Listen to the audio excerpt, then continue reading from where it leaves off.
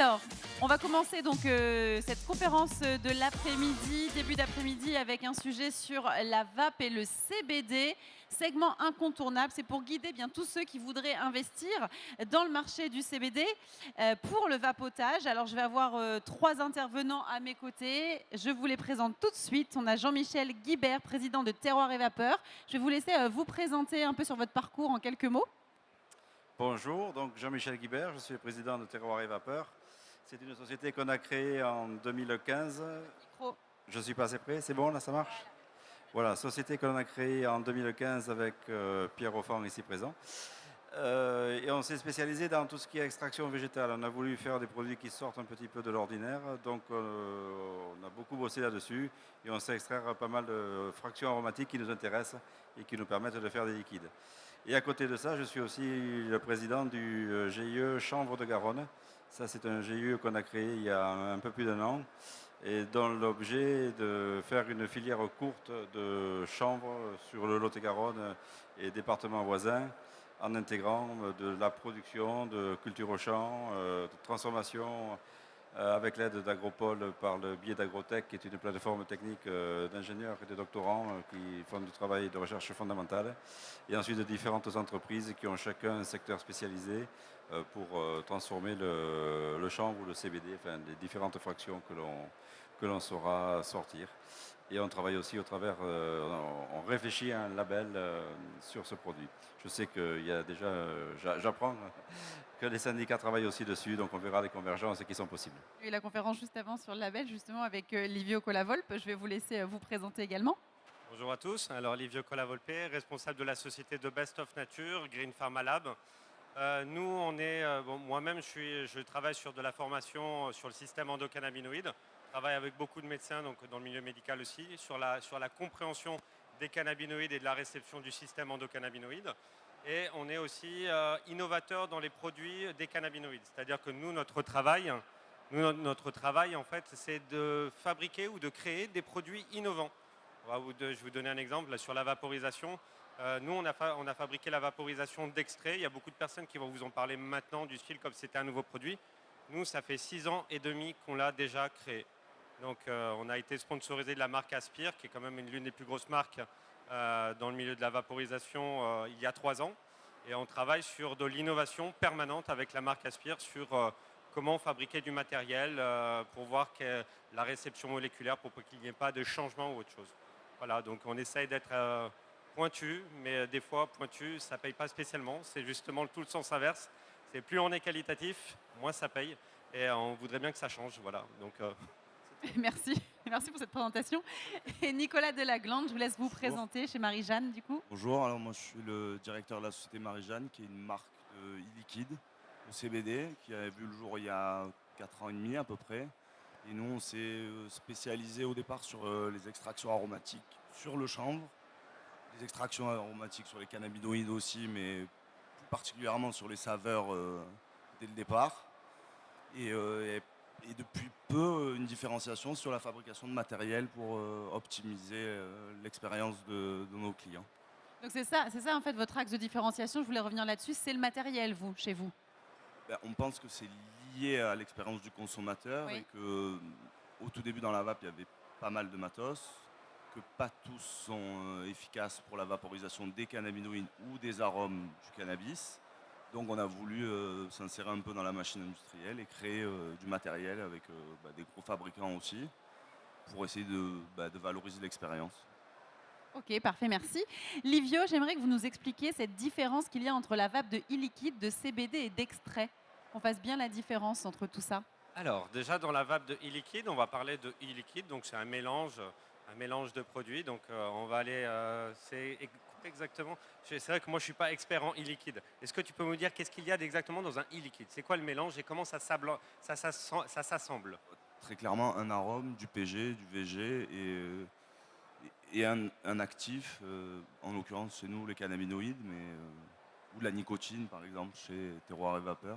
Un arôme ou pas, hein. On Ouais, peut aussi ou pas. faire des liquides Ouais. sans arôme. Alors je dis arôme, je dis une saveur. Après il y a plusieurs types de saveurs. Donc, ça tombe très très bien. On est tous les trois là, justement. On va pouvoir se passer la balle justement sur les réponses. C'est parfait. Et en fait, la vaporisation d'extraction, c'est prendre un extrait donc, et le purifier. Donc c'est pour ça qu'on appelle un distillat. Un distillat, c'est une extraction qu'on va purifier de toutes les impuretés. Comme ça, quand on va l'inhaler dans notre organisme, on va récupérer qu'un produit propre. Un produit propre, donc qui vient extrêmement que de la plante de cannabis. Et on va récupérer les molécules. Le but de ce produit, beaucoup pensent que c'est un produit qui doit chercher obligatoirement à être un produit de substitution au cannabis ou quoi que ce soit. Moi, à la base, quand nous, on a travaillé ça il y a plus de 6 ans et demi en arrière, on a travaillé ça sans aucun rajout de terpènes. On utilisait du chanvre avec du goût de foin. Je vais être sympa, sincère, ça sentait vraiment le foin, ça sentait rien du tout. Mais on l'utilisait pour des personnes avec des pathologies. Donc le but était d'avoir un résultat sur, quand on fait de la vaporisation d'extrait, on travaille sur une inspiration, une récupération des molécules qui va pas se passer dans les bronches, dans les bronchioles, qui va se passer sur le système veineux et qui va être propagé partout dans notre organisme et qui va avoir un résultat sur de la décontraction nerveuse et musculaire et un effet anti-inflammatoire dans les 8 minutes globalisées sur l'organisme. Donc oui, quand on le voit comme ça, on se dit ouais, ça ressemble à un médicament. Non, ça ne l'est pas du tout. C'est juste une réception et voir comment les molécules fonctionnent sur l'organisme. Donc la base de notre travail, ça a été surtout ça. Et ensuite, on a eu des personnes qui nous ont, il y a 6 ans en arrière, un peu plus, 6 mois, 8 mois après avoir commencé à travailler ce produit-là, ils nous ont dit mais vous devrez rajouter des terpènes de cannabis à l'intérieur parce que vous allez avoir des clients qui ont peut-être des problèmes, mais vous n'allez aucunement attirer une clientèle de fumeurs de cannabis qui a envie d'avoir un côté de substitution ou un côté peut-être de travailler avec des addictologues qui vont commencer à vouloir travailler sur une diminution d'utilisation de cannabis. Comment on peut travailler une diminution de cannabis? Il faut donner quelque chose qui va y ressembler d'une manière avec des goûts, mais en même temps un effet. Et le premier effet que l'utilisateur de cannabis il a besoin, c'est un effet de décontraction, un relâchement musculaire, nerveux. Et après, on parle de THC ou autre chose, mais ça c'est autre chose. Pour moi, la différence, elle est là. C'est à quoi le produit va se servir. Voilà. Parfait, merci pour ces précisions. Je vais revenir avec vous, Jean-Michel. Vous avez fait des études de marché sur le CBD. Il y a une étude qui parle du lien entre vape et CBD. Pouvez-vous nous parler plus précisément de cette étude, des axes de développement? Est-ce que c'est un bon axe de développement business? Est-ce que vous avez des chiffres à nous partager, des résultats? Alors c'est là où je vais prendre mes notes pour ne pas que ma mémoire défaille. Donc c'est une étude qui a été réalisée par Agrotech, donc un membre du GIE, sur 1545 Français de 18 à 65 ans. Alors je vais aller directement à ce qui intéresse la vape, c'est une étude assez complète, mais pour ne pas s'emballer, au niveau de la vape, la consommation n'est prévue qu'à 11%. En fait, il y a très peu de gens qui vont directement sur la vape. Les principales choses qui sortent, ce sont les infusions, les compléments alimentaires et l'huile. Chez les consommateurs, la plus grande prise, ce sont les fleurs. 59% de consommation en fleurs, 35% en huile, 34% en infusion. Et chez les consommateurs réguliers, la vape représente 21%. Alors c'est un petit peu plus élevé que chez les non-consommateurs qui sont à 11%. Mais donc on voit que bien que ce soit très efficace, la vape, pour prendre du CBD, ce n'est pas le produit le plus plébiscité. Donc pour nous, dans notre analyse première, c'est quand même quelque chose qui va rester plutôt une niche. Et on pense que c'est plutôt effectivement les huiles ou autres formes qui prendront le pas. Et pour l'instant, de très très très très loin la fleur, quoi. Merci pour ces précisions. Quel est votre avis sur l'évolution de la vape et du CBD à tous les trois, si on devait un peu se projeter? Alors, je ne vais pas se projeter à 10 ans, puisqu'on est sur un marché très novateur, mais dans les prochaines années, d'ici 1 an à peu près?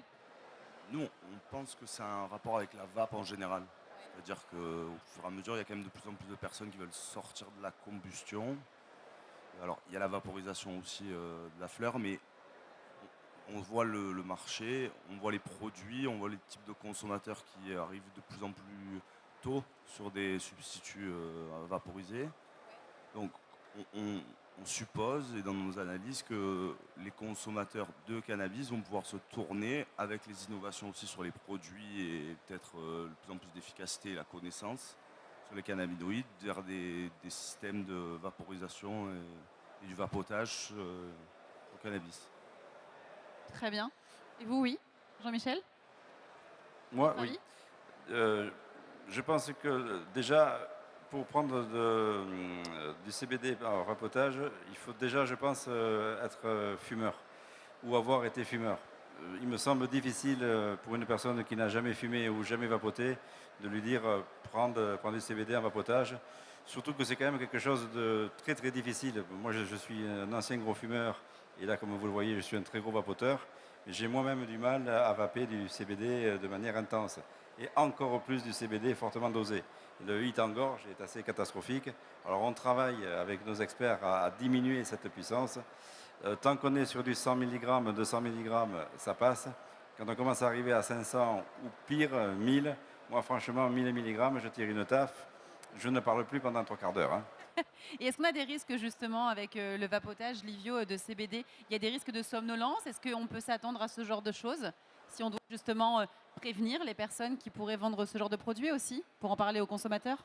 Alors, numéro un, c'est que déjà le CBD, il y a deux compréhensions. Il y a l'utilisation de CBD en isolat. L'isolat n'est qu'un décontractant nerveux et musculaire et un petit effet anti-inflammatoire. Plus on va en prendre, plus on peut constater quelque chose. Il n'y a pas tout le monde qui est réceptif sur ce produit-là.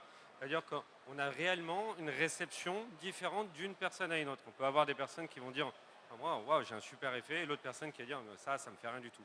Mais c'est justement, ça va être le côté éducation que les boutiques aussi doivent comprendre, c'est qu'on est tous différents sur cette réception-là. Plus on va pouvoir éduquer les boutiques à comprendre la réception de ces molécules et à les comprendre et à dire à cette personne, ce produit-là ne vous convient pas, on va faire un essai avec quelque chose d'autre pour analyser, on va essayer sur un produit à spectre complet pour analyser si tout d'un coup vous avez une autre réception, on va dire. Déjà, l'isolat, c'est un effet. Maintenant, le spectre complet, il a un autre effet. Il est l'énergie du système endocannabinoïde qui est régulateur de l'organisme. Donc, il va travailler peut-être sur des nuits réparatrices. Ça va faciliter plus facilement un sommeil. Mais l'effet de décontraction nerveuse et musculaire et l'effet anti-inflammatoire sera décuplé. Ça ne sera pas les mêmes effets qu'un isolat seul. D'accord ? Donc, on peut dire que ça peut procurer de la somnolence sur plusieurs choses. Premièrement, c'est la vasodilatation et la fluidification sanguine. La vasodilatation et la fluidification sanguine peut être procurée par plusieurs choses. Premièrement, si déjà la personne est déjà en hypotension, elle peut procurer une hyperhypotension. Donc ça peut augmenter le principe de l'hypotension, c'est-à-dire une tension basse. Maintenant, la deuxième chose, c'est le principe du relâchement nerveux et musculaire. Je sais, c'est un peu poussé, mais bon, je vais y aller quand même, faut y aller. Dans vos membres, vous avez vos bras, on va prendre un bras par exemple, et à l'intérieur de vos bras, vous avez vos veines, d'accord ?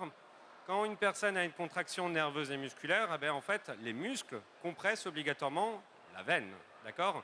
Donc la pression aortique ou la pression vasculaire, elle est stabilisée par rapport à quelque chose. Mais si tout d'un coup, notre corps a une décontraction nerveuse et musculaire, la veine va être moins compressée, ce qui va faire que le sang va passer beaucoup mieux.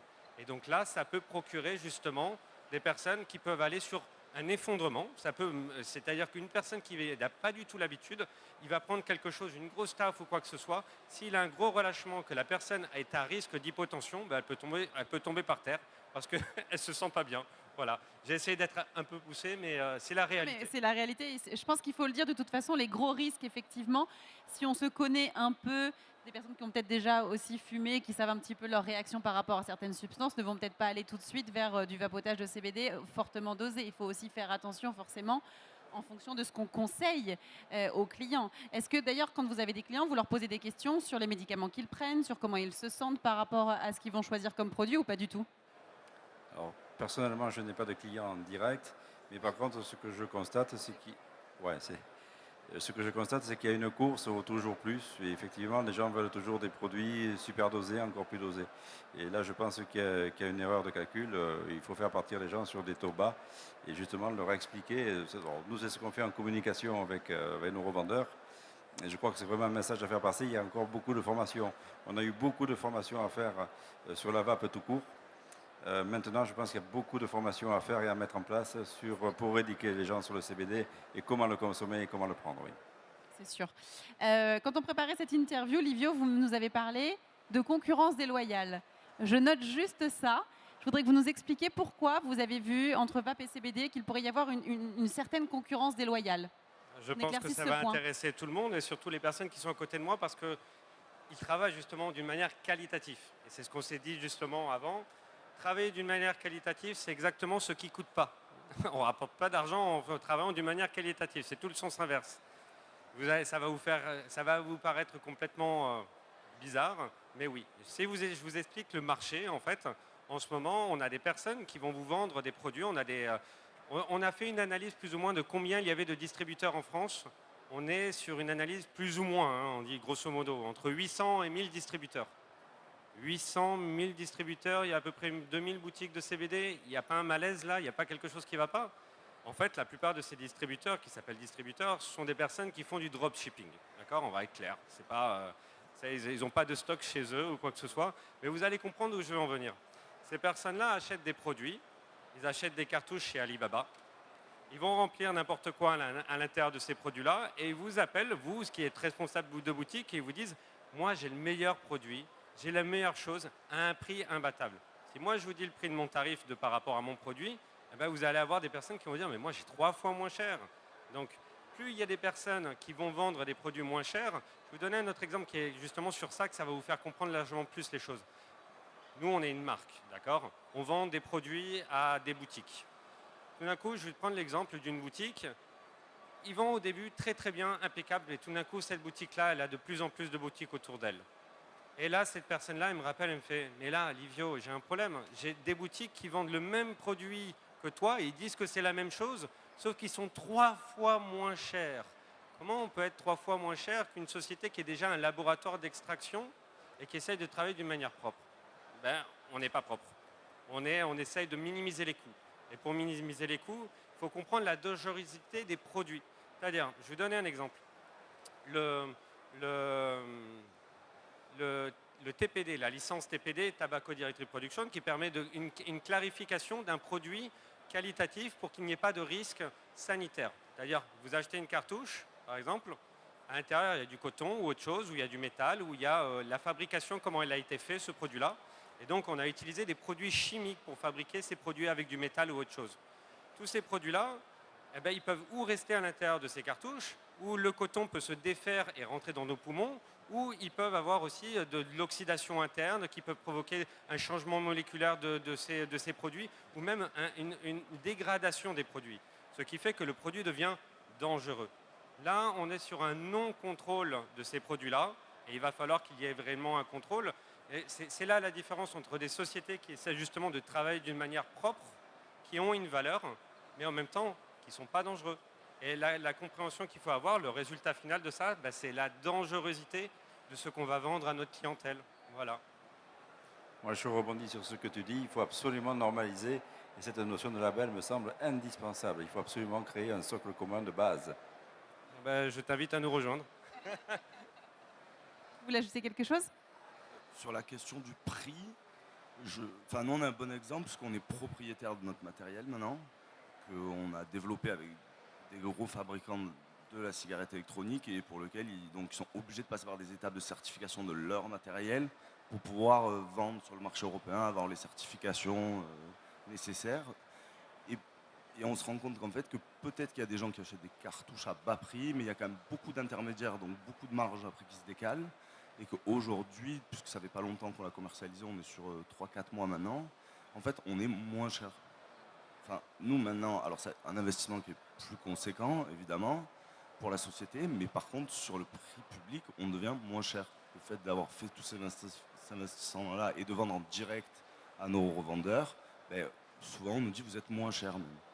Donc quelque part, je pense qu'il y a des solutions pour le prix par rapport à la qualité. Si les marques ou nous, vous, investissons des moyens pour pouvoir créer des produits qualitatifs et pas le faire rapidement pour dire il faut vite que je sorte un produit, il faut que j'ai cette cartouche-là, il faut que je la fasse venir de n'importe où, il faut que je l'ai.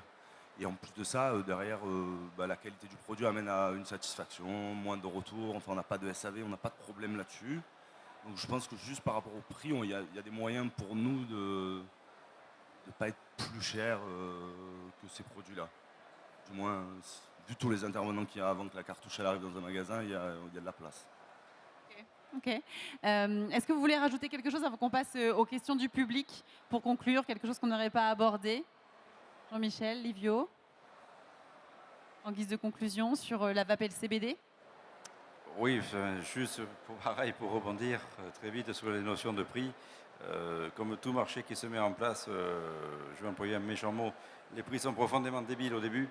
On voit tout et n'importe quoi. Et bien souvent, en plus, la qualité n'a strictement rien à voir au début avec le prix. Donc nous, on a quand même un labo, on analyse à peu près tout ce que l'on voit passer. Et je te garantis qu'on voit passer de tout. Du très cher, pas bon, et du bien placé, pas mal du tout. Donc il y a effectivement la notion de prix, mais j'y reviens, la notion de standardisation, il faut vraiment bosser là-dessus. Merci Jean-Michel. Ce sera tout pour vous aussi? Je pense que la valorisation, on est en train d'en parler maintenant et à travailler sur des produits qualitatifs, c'est super important. Mais je pense que ce que je suis en train de dire maintenant, ça a été dans dans tout ce qui a été parlé, tout ce qui a été dit, toutes les interviews de maintenant, on a tous parlé d'amélioration, Bien sûr. de compréhension des produits, donc Oui. en même temps de savoir, de connaissances et de standardisation. Il va falloir qu'il y ait une normalisation qui soit aussi globale, avec une réglementation et aussi bien sûr des labels qui vont permettre Oui. de comprendre la valeur de tel ou tel produit. Oui. Oui, et de la réglementation et le cadre légal. C'est vrai que c'est beaucoup ressorti dans toutes ces conférences durant ces 2 jours de ce salon. Est-ce que vous auriez des questions pour nos intervenants? On va venir vous donner un micro, vous pouvez leur poser toutes les questions, on a encore un peu de temps. Levez la main si vous avez une question. Oui, alors ici, on va vous apporter un micro. Allez-y. C'est surtout pour Jean-Michel que je vais poser cette question. Qu'est-ce que vous pensez du mélange de CBD et de nicotine dans un e-liquide? Parce que parfois plusieurs personnes peuvent dire mais attention, il y a un excitant avec un relaxant. Est-ce que ceci est vrai? Et est-ce que vous prévoyez de proposer Très bonne question. C'est une excellente question que je te remercie de m'avoir posée. Tout est rien. Je fais exprès de répondre comme ça. C'est vrai que si on regarde de prime abord, on se dit c'est débile de mettre un excitant effectivement avec un décontractant. Mais en fait, l'organisme est quelque chose de beaucoup plus complexe et on peut aussi bien trouver des synergies que des antagonismes. Donc franchement, là, maintenant comme on parle, je n'ai absolument aucune idée. Il faut faire du clinique pour ça. C'est-à-dire qu'il faut prendre des gens, il faut les faire tester et voir ce que ça donne. Ça ne sera que de l'expérimentation et surtout qui permettra de trouver l'équilibre. Est-ce qu'il faut beaucoup de CBD, peu de nicotine? Est-ce qu'il faut l'inverse? Il est probable qu'il y ait une synergie positive à un moment donné et des antagonismes forts à un autre. Mais là, énorme travail de fond, gros boulot de recherche en fait. Merci beaucoup. Une autre question? Oui, ici devant. Allez-y. Bonjour. On me parle de vape et de CBD. Il se trouve que dans la vape, il y a un organisme qui s'appelle la FIVAP, qui est un organisme indépendant qui regroupe, donc c'est une interprofessionnelle de la vape, et qui propose des formations, notamment pour les vendeurs. Il faut savoir que moi je ne suis que vendeur, donc je ne suis pas un spécialiste. Je vous écoute parler et ça paraît très complexe. Mais le vendeur, c'est le dernier maillon de la chaîne en fait. C'est celui qui est face au client final.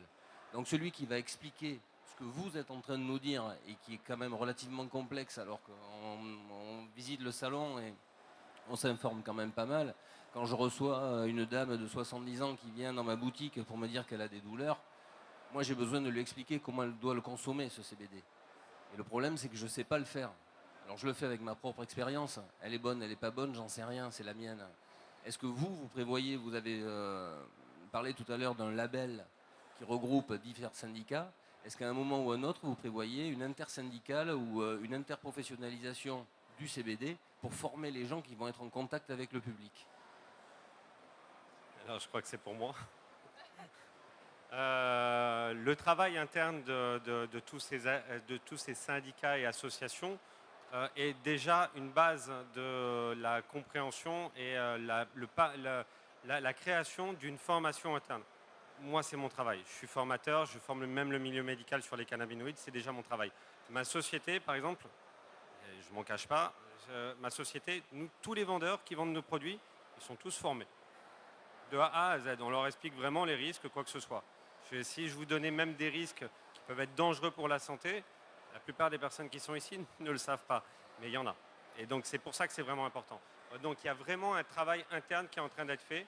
Sauf que pour pouvoir standardiser et avoir une certification sur une formation, il faut que ce soit fait en intersyndical, justement comme on est en train de le faire. Donc ça, c'est la création de eux. Je ne vais pas parler à leur place parce que j'en fais pas partie, mais on travaille en collaboration. Et ça, c'est quelque chose qui est prévu. C'est déjà en train de, c'est sur le feu, on va dire. Voilà. Peut-être qu'il y aurait justement un lien à trouver avec la FIVAP. Je ne sais pas si vous avez déjà eu un rapprochement. Eh ben, on va la voir. N'hésitez pas à prendre Super. contact avec le En monsieur. tout cas, merci. Merci pour cette question. Est-ce qu'on a une dernière question à prendre peut-être? Oui.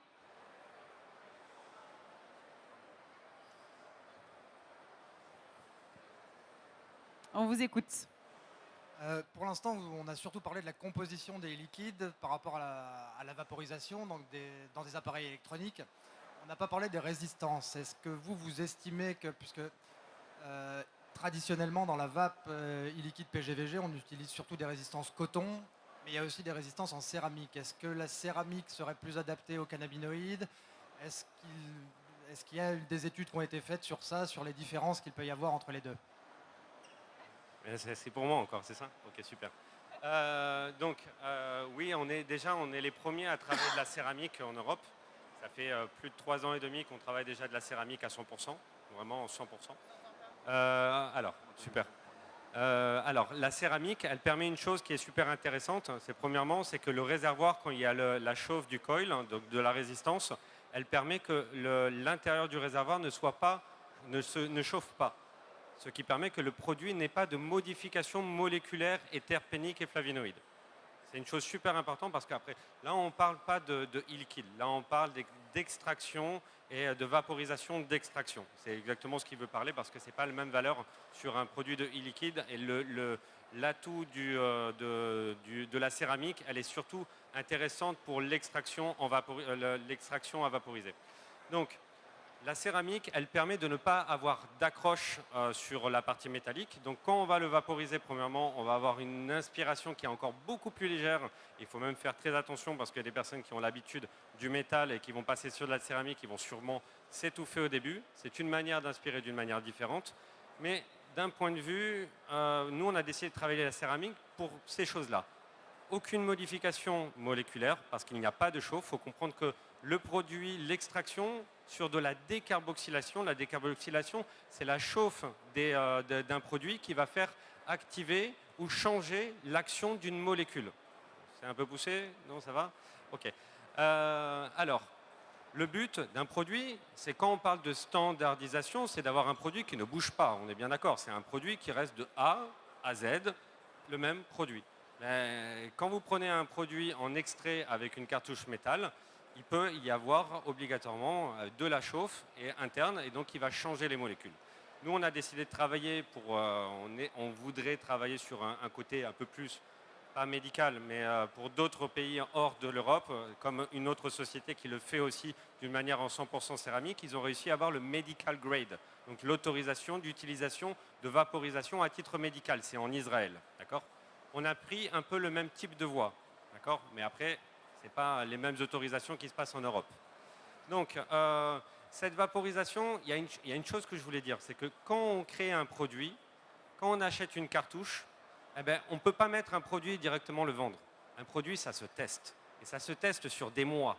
Des centaines de quantités de produits à tester, à vaporiser, à voir la différence entre tels. Parce que je vous donne un exemple. Vous prenez 20 cartouches différentes et vous mettez le même produit à l'intérieur. Les mêmes terpènes, le même assemblage moléculaire. Vous allez voir que tous les mêmes produits, au final, si vous le vaporisez, ils n'ont pas le même goût, ils n'ont pas les mêmes aspects, ils auront un changement de couleur qui va être un petit peu différent. Tout ça est lié à l'oxydation interne. L'oxygène fait changer les molécules, mais aussi les terpènes et les flavonoïdes. Et la lumière va oxyder aussi un produit. Donc si vous voyez un produit qui a été mis un peu trop longtemps à la lumière, si vous voulez me voir après, je vous donnerai des produits pour vous montrer la différence. Et l'oxydation de la lumière peut être faite par ce genre de choses.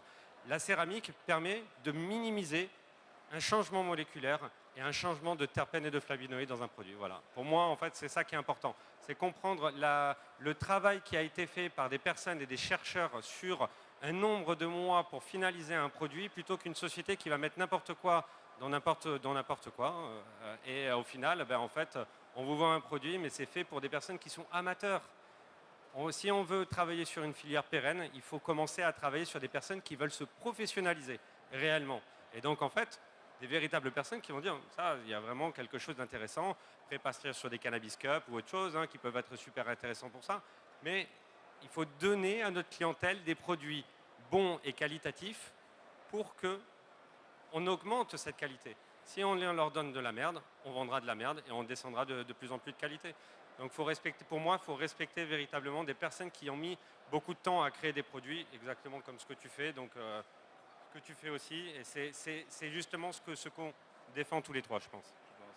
Et si je peux faire chorus avec ce que tu viens de dire, je pense qu'effectivement, si on peut ne pas utiliser du coton qui vient rajouter quelque chose, qui maîtrise exactement ce qu'il y a dans le coton, d'où il vient, de quelle filière il sort, comment il est placé.